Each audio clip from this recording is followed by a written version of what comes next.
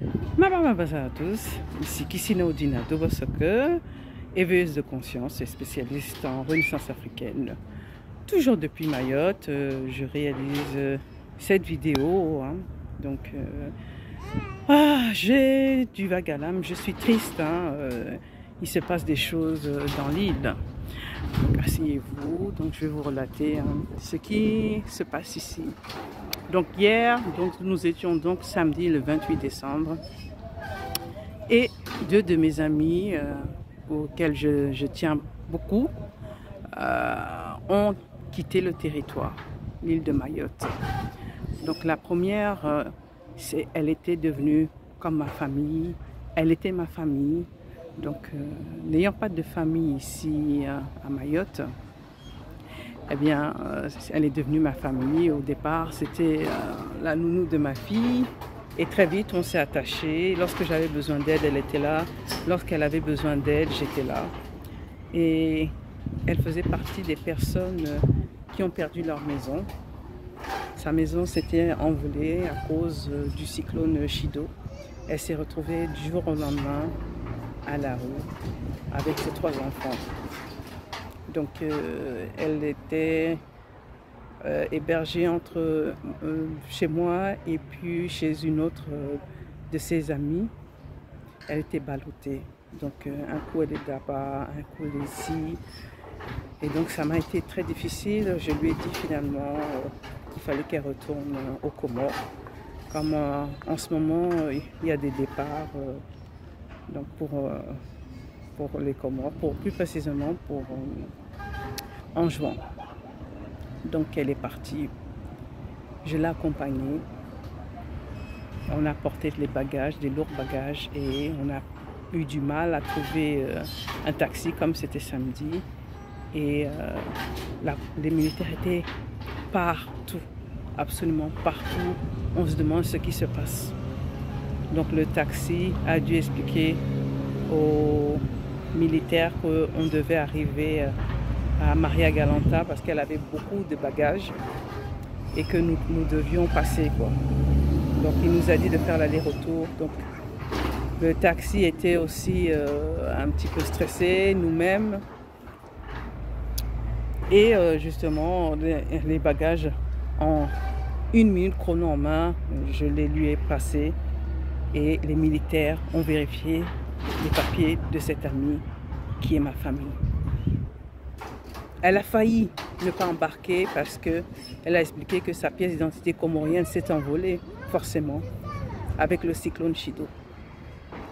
Par chance, elle a retrouvé les pièces d'identité de ses 3 enfants où c'était écrit qu'ils sont comoriens.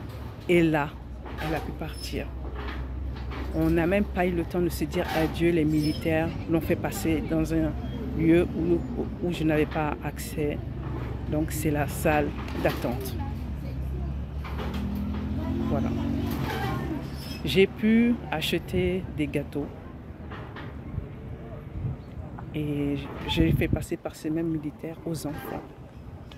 Et j'avais bien fait parce qu'il s'est avéré que dans le bateau, il n'y avait rien à manger. Que ce petit paquet de gâteaux que j'avais acheté à 50 centimes. Voilà. Donc j'avais le cœur qui saignait, qui pleurait. Et voilà, je suis rentrée. Et elle m'a appelée lorsqu'elle était proche d'Anjouan. Et donc j'ai pu parler aux enfants. Et voilà. C'est très difficile, mais c'était la solution à faire. Et dans ce cas-là, il y avait un manque de respect. Nous sommes traités comme si nous étions les coupables de ce qui nous est arrivé. Aucun respect.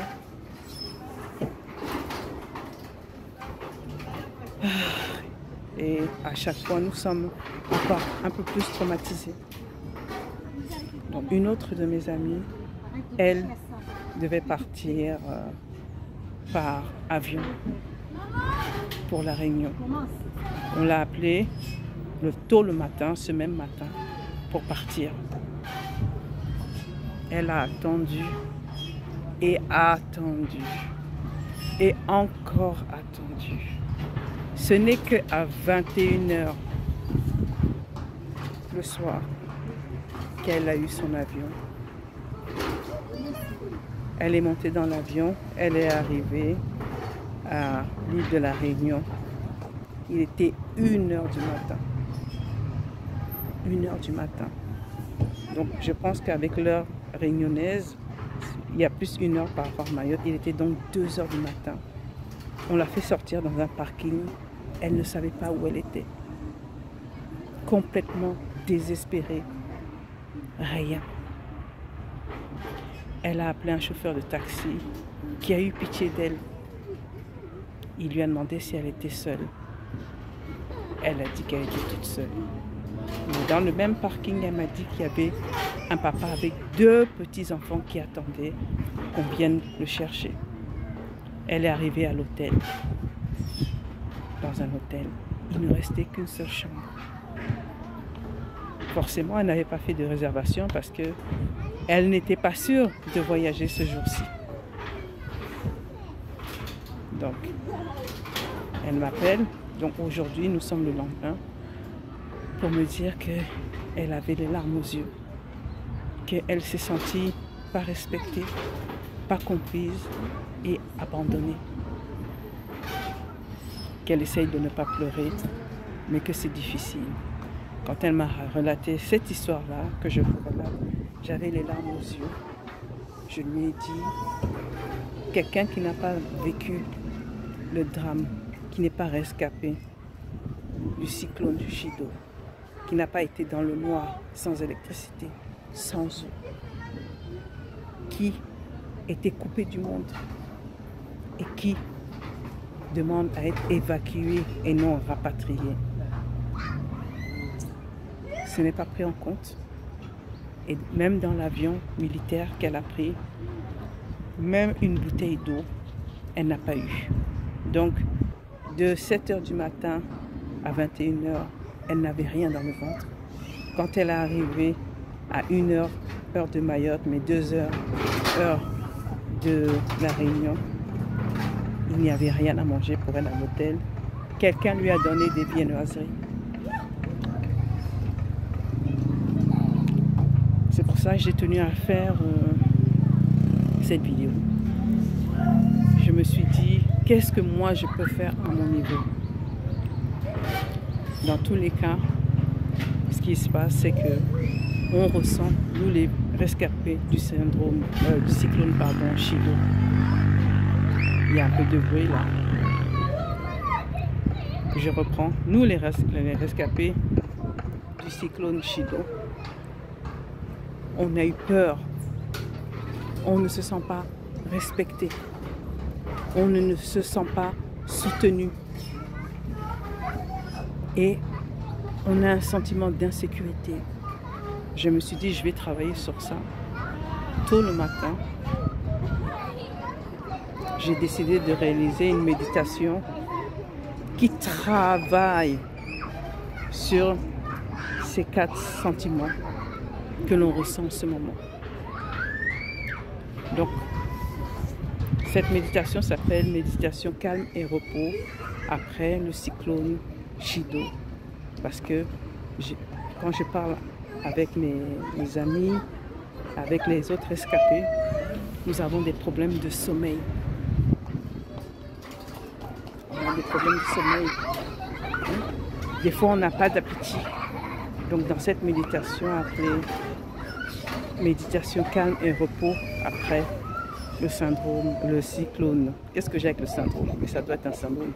Après le cyclone Chido, on travaille sur le courage parce qu'on a eu extrêmement peur. On travaille sur la fierté parce qu'on s'est senti humilié, pas soutenu. On travaille sur la paix parce que tous les jours, on n'est pas en paix. On doit se battre pour manger. On doit se battre pour avoir de l'électricité. On doit se battre pour boire. On travaille aussi sur la sécurité. Parce que beaucoup parmi nous se sont retrouvés en situation d'insécurité lorsqu'ils ont perdu leur maison du jour au lendemain. qui se sont retrouvés dehors ou ballottés, comme cette amie qui est ma famille, qui est une sœur, qui est une fille. Vous entendez ces bruits-là? Du matin au soir, on entend ces bruits-là. Je vais mettre à pause, on laisse passer. Donc du matin au soir, nous entendons ces bruits d'ambulance, des malades. Voilà. Ça ajoute encore du stress. Donc, je vais mettre le lien de cette méditation pour les rescapés du cyclone Chido. Ou alors pour toute personne qui veut travailler sur ses sentiments de courage, de fierté, de paix et de sécurité. Donc là, je suis dans un parc, je suis au soleil, j'ai fait des petites courses parce que ma fille et moi, nous sommes tristes parce que nous avions une famille, nous avions cette amie-là avec ses 3 enfants, donc la maison était occupée, on se sentait entouré. Maintenant, il n'y a plus personne. Donc, ce que j'ai acheté du miel pour la santé. J'ai acheté de la menthe pour avoir du tonus, pour nettoyer notre mélanine de l'extérieur. J'ai acheté aussi de la tomate, parce qu'on manque de légumes aussi. Et voilà. Donc c'était Kissina Odina, toujours depuis Mayotte. À bientôt.